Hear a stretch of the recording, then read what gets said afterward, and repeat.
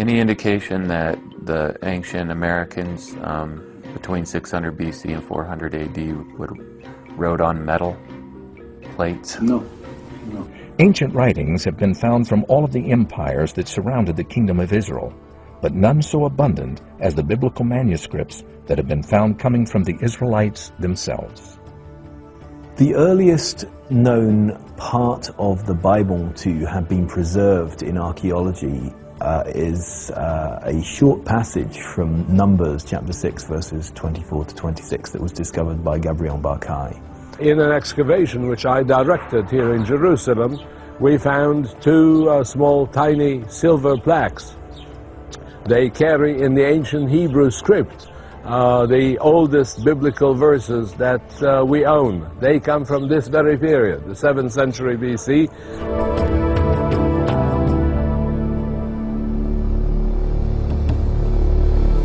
Well, here we've climbed up the mountain in Qumran, and this is cave number 1. This is where the Dead Sea Scrolls were discovered in 1947.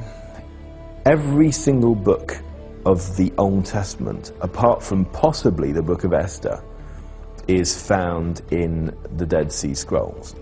And so now we have copies of the Old Testament books from the Dead Sea Scrolls from 200 to 100 BC.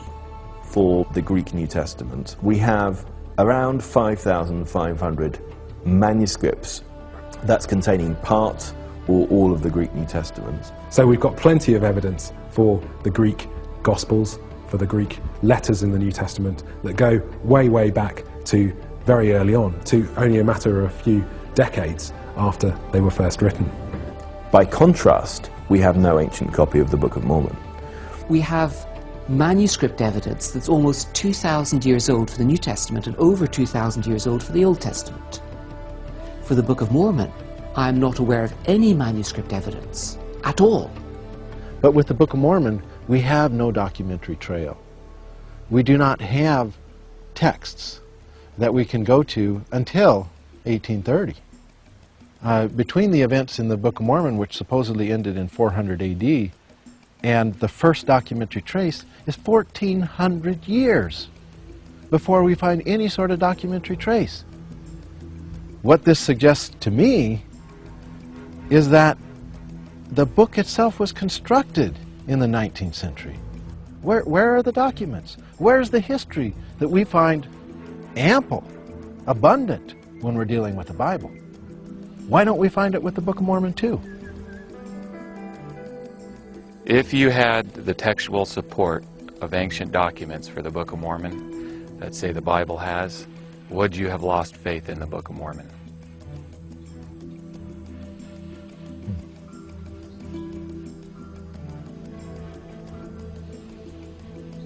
That's a good question. I mean, quién sabe? Who knows?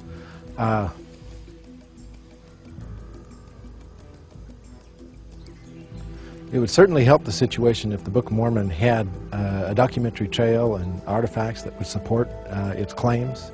It would certainly, we might be able to refer to it then as a historical document. The Book of Mormon states in Mormon 9:32 that the language used in ancient America by the Nephites was called Reformed Egyptian. And that's what it says in the Book of Mormon, that they wrote in Reformed Egyptian. Would a Hebrew around about 600 BC know how to write in the ancient Reformed Egyptian? What's ancient Reformed Egyptian? Linguists and others will state that they've never heard of Reformed Egyptian, unless they're Mormon. And the reason why the mainstream linguists don't have anything to say about it is because it's a fictional language. It does not exist.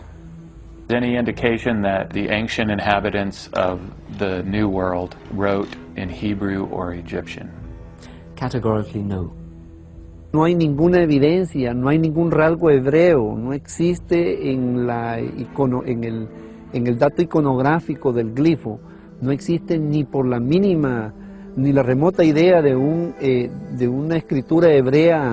The claim that the Book of Mormon is Hebrew scripture from this community that migrated, written on metal plates and saying lots of different things, is just impossible at the end of the day. Why don't we just put the gold plates out there for everybody to look at and observe and read for themselves? We could put them in a monument over here. We could have the visitor center where you put the gold plates there. And anybody who had any doubts could come and read the Egyptian hieroglyphics there for themselves. If the Book of Mormon were true, that's exactly what we'd be able to do. We can take and find old texts from the ancient Near East, take the Dead Sea Scrolls. And in fact, you can go to museums and see the Dead Sea Scrolls laid out for everyone to see. If the Book of Mormon was really what it claimed to be, we could do the same.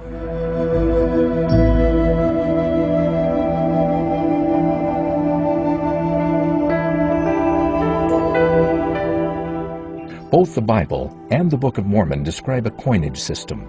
The Bible, for example, mentions many Roman coins being used in the days of Jesus in the 1st century A.D.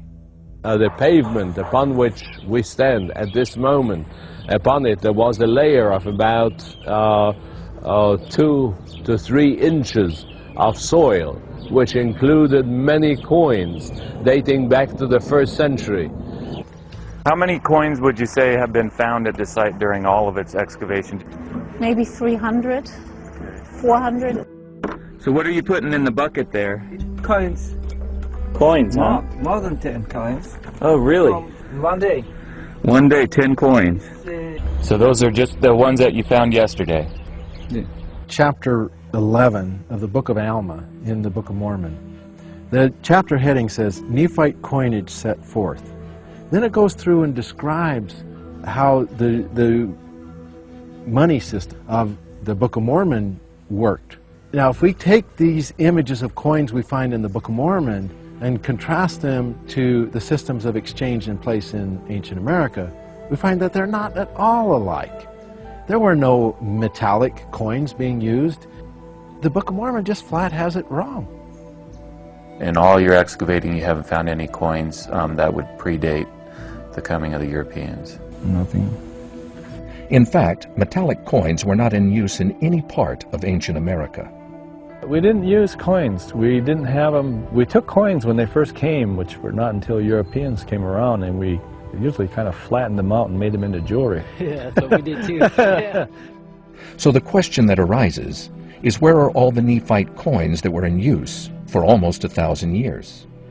I don't think that there might be a situation when all the coins of a certain civilization or a certain authority would disappear without leaving a mark.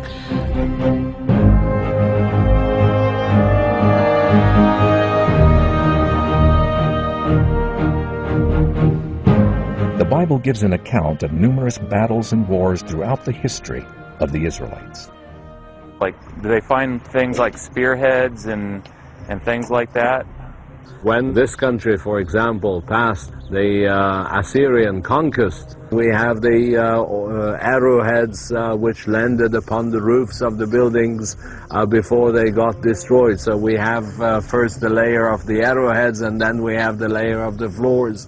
Before the biblical period, we have evidence of arrowheads that were used by the Babylonians, and we have arrowheads that were used by the locals, and we have arrowheads that were used by the Assyrians. The footnotes in the Book of Mormon suggest that the Lamanite extermination of the Nephites took place around 400 AD. Yet, it left no archaeological evidence. By contrast, a much smaller battle that happened centuries earlier in the 1st century AD in Palestine demonstrates what one can expect to find if a battle like the one described in the Book of Mormon had really occurred.